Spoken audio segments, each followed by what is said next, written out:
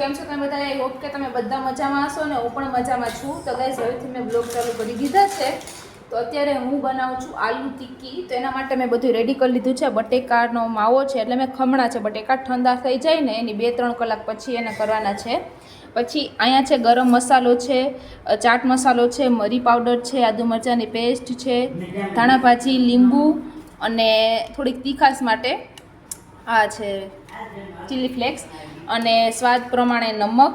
અને મારી પાસે આમચૂરણ પાવડર નથી એટલા માટે મેં એની બદલે મેં લીંબુ લીધું છે. તો હવે છે ને હું અને હા ગાઈઝ મેઇન વસ્તુ આમાં છે ચોખાનો લોટ.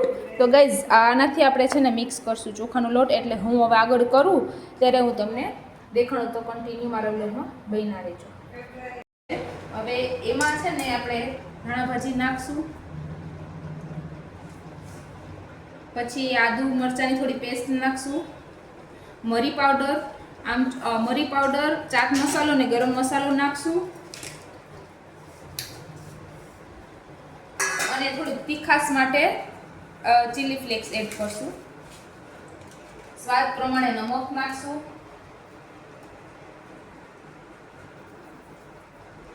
અને હવે થોડુંક લીંબુ એડ કરશું.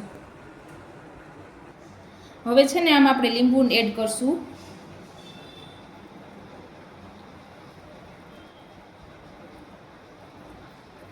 આ લીંબુ છે ને મારી પાસે આમચૂર પાવડર નહોતો ને એટલા માટે મેં લીંબુ એડ કર્યું છે ગાઈઝ.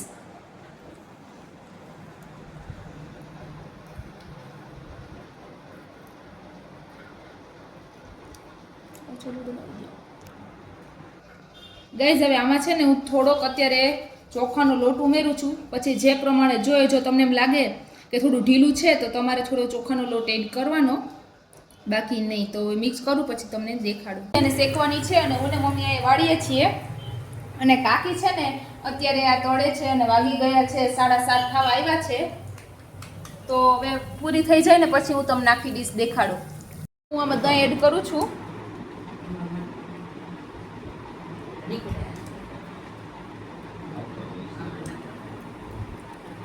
ગાઈઝ જેને જેટલું દહીં જોઈએ એ પ્રમાણે એડ કરી શકીએ.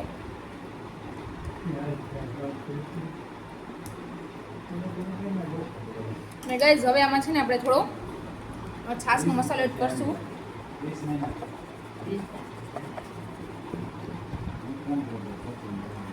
ગાઈઝ હવે આમાં આપણે ગોળ આંબળીની ચટણી એડ કરશું.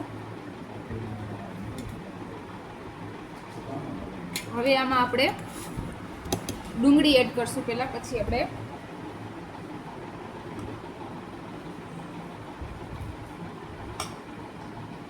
આપણે સેવ એડ કરશું.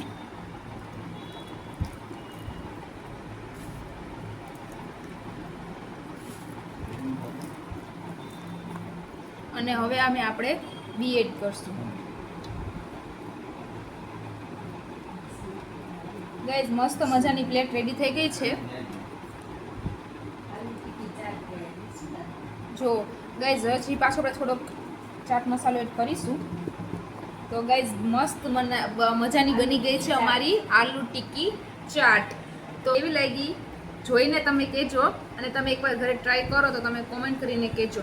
તો હવે બધાને ટેસ્ટ કરાવીશ જમવા ટાઈમે ત્યારે તમને. તો છે ને મેં બનાવી લીધી છે, 2 પ્લેટ બનાવી છે. હજી દેવા અહીંયા બનાવે છે, મારી હેલ્પમાં છે એ.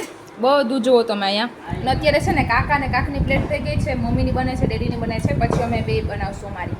તો ગાઈઝ જુઓ કેટલી મસ્ત લાગે છે. બાકી કેવી લાગી તમને? ગાઈઝ કાકી તમે બોલી શકો, તમે બોલો. મસ્ત થઈ. કાકાને ગાઈઝ કાકાને બહુ મસ્ત લાગી, કાકીને પણ લાગી. અને હવે મમ્મીની બને છે, પછી અમે બધા હારે જમશું. તો તમને આ વ્લોગ કેવો લાગ્યો તમે કોમેન્ટ કરીને કહેજો.